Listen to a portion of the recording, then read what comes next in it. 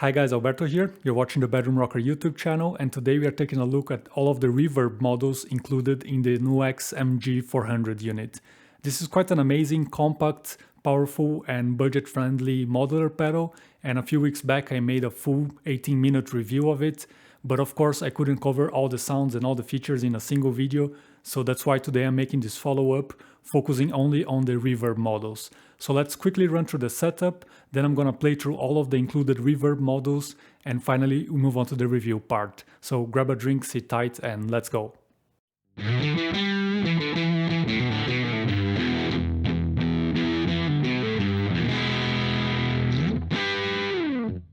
The guitars today are the Fender Baja Telecaster for the clean sounds and the PRS SE Custom 24 for the dirty sounds.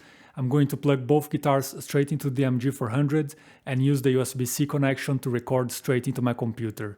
I'm only going to use onboard effects and amp models. For the clean sounds I'm going to use the model of a Fender Deluxe Reverb, sometimes adding the JHS Morning Glory overdrive in front of it. And for the dirty sounds I'm going to use the model of a Marshall JTM 45, sometimes adding the Phase 90 after it. So let's hear how that sounds.